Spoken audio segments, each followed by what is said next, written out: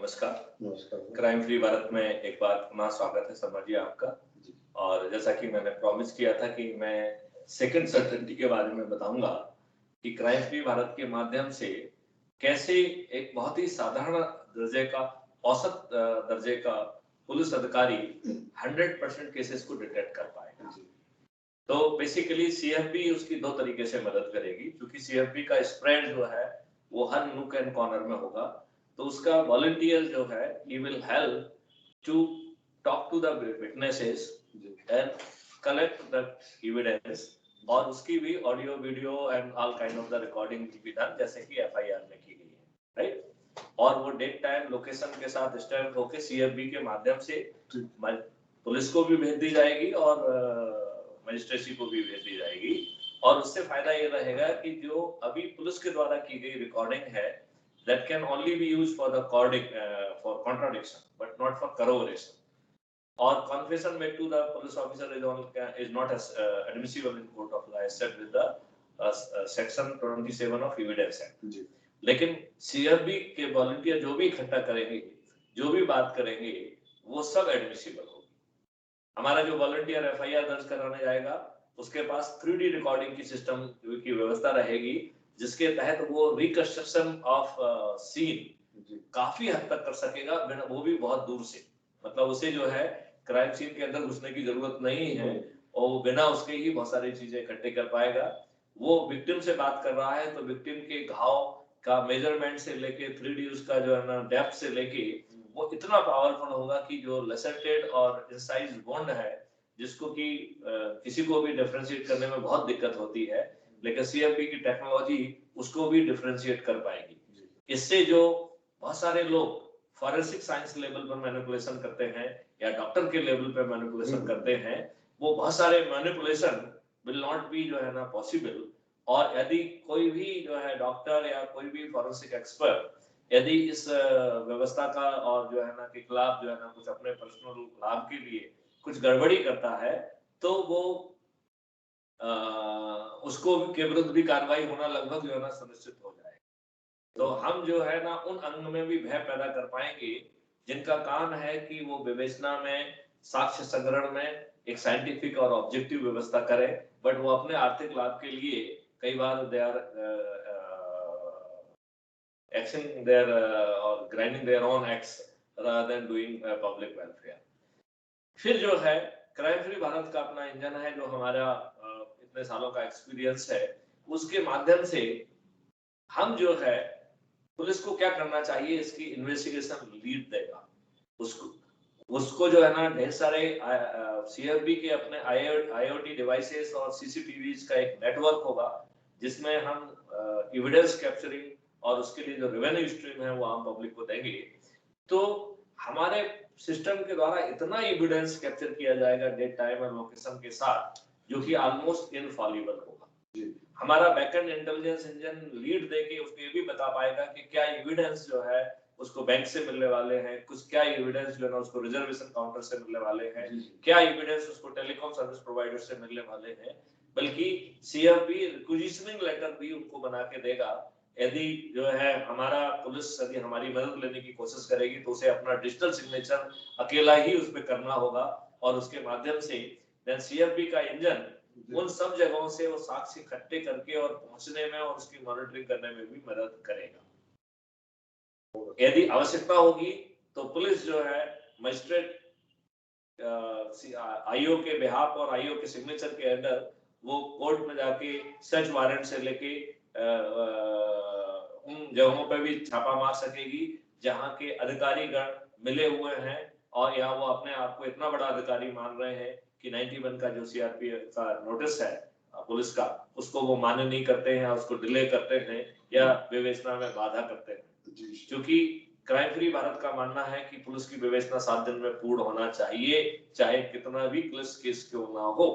और सीएफबी का ये भी मानना है कि हम जो है ना वर्चुअल कोर्ट या डिस्ट्रीब्यूटेड कोर्ट ट्रायल सिस्टम के माध्यम से विटनेस को कम से कम इनकन्वीनियंस के साथ या जीरो कन्वीनियंस के साथ और एक ऐसी जो है ना कोर्ट ट्रायल व्यवस्था जो है ना संभव हो सकेगी जहां की लोगों को कोर्ट में भी नहीं जाना होगा।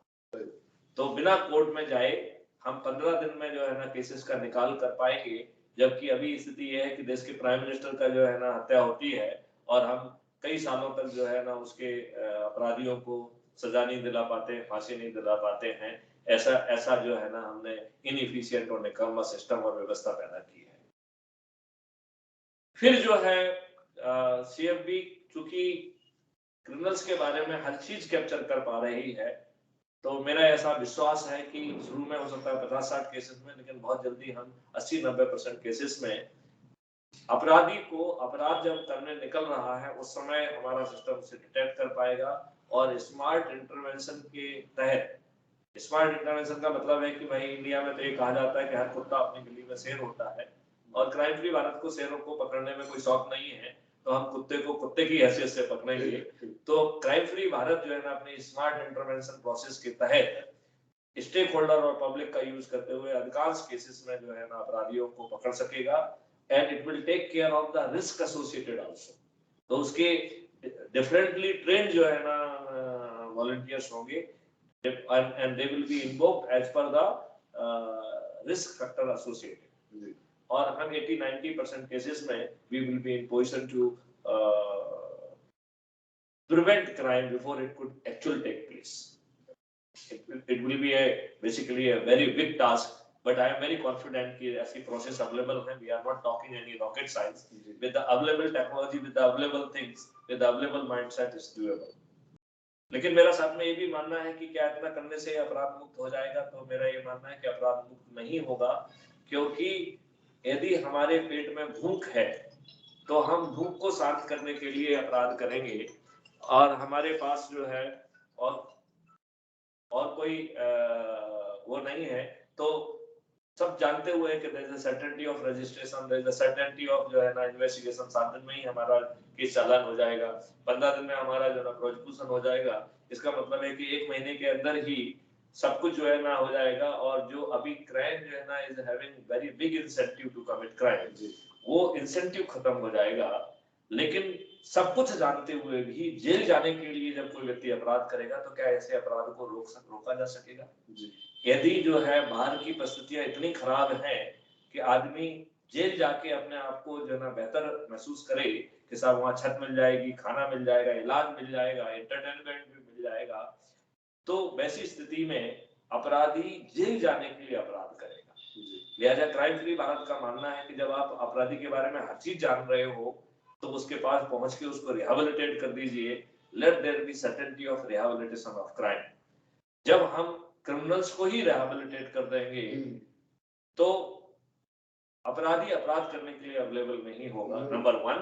नंबर 2, जो अपराध रिएक्शनरी होता है वो अपराध भी नहीं होगा, क्योंकि वो रिएक्शनरी क्राइम इसलिए होता है, चाहे वो मॉब लिंचिंग हो, चाहे मोबिक्रेसी हो, वो इसलिए होता है क्योंकि लोगों को सिस्टम से आस्था खत्म हो गई है। उन्हें लगता है कि थाने में जाएंगे तो एफआईआर दर्ज नहीं होगी, कोर्ट में ट्रायल लंबा चलेगा, तब तक शायद जो है ना सामने वाला मर भी जाए, तो वो उसको लगता है कि संभवतः जो है कानून अपने हाथ में लेके या एक्स्ट्रा लीगल मेथोडोलॉजी के तहत उसे रिजॉल्व किया जाए। तो समटाइम हमारा inefficient system is becoming the reason for these aberration. जब जो है लोगों को उनके एहसास में, उनके एक्सपीरियंस में ये बदली हुई व्यवस्था आएगी, तो कोई भी व्यक्ति कानून अपने हाथ में नहीं लेना चाहेगा। वो रिएक्शनरी क्राइम करने की बजाय वो उसे रिपोर्ट करने में ज्यादा जो है ना श्रद्धा रखेगा। he will have the better trust, and slowly the crime will never be zero, but it will be receding, and the presence of the crime will not be felt, because crime will be taking place, because some aberration is bound to take place. So it will be promptly registered, promptly investigated, promptly prosecuted, and as we will proceed with the experience, the tendency to commit crime, tendency to things will be diminishing, and we will be having a comfortable psychological environment where the crime will be psychologically non-existing. Right. There may be some crime which may be existing, but that will be promptly registered, investigated, and prosecuted. And as we will proceed, there will be greater degree of the trust and confidence in the system. आज हमारे system में उल्टा trust है कि ये निकम्मा system है, यहाँ तो FIR ही दर्ज नहीं होगी, यहाँ तो ठीक ढंग से विवेचना ही नहीं होगी, हम खुद लिख के देंगे तभी वो विवेचना नहीं करेगा, कोर्ट का भी ट्रायल जो है ना वो वर्षों चलेगा, यदि मान लो आप धोखे से जो है ना कन्विक्शन हो गया तो वो अपील देके वो आदमी जेल में सड़ने की बजाय वो जो है अपना पूरा जिंदा रहते रहते तक जो है ना वो बाहर ही रह के वो ऐश करके चला जाएगा। और जेल में तो बेचारे वो लोग हैं जो कि आफत के मारे हैं, जिनके पास प्रक्रिया से हैंडल करने के जो ना उपाय नहीं है, तो ऐसे भी लोग बेचारे जेल में पहुंच के सड़ते रहते हैं। उनको अंडर ट्रायल में भी बहुत सारे लोग जो है इस तरीके से त्रस्त रहते हैं। शायद जो है उन्हें जेल के बाहर होना चाहिए, बहुत सारे लोग जो जेल के बाहर है उन्हें जेल के अंदर होना चाहिए। आओ हम मिलकर ऐसी व्यवस्था को जो है स्थापित करें। जय हिंद, जय भारत, वंदे मातरम। बहुत अच्छा।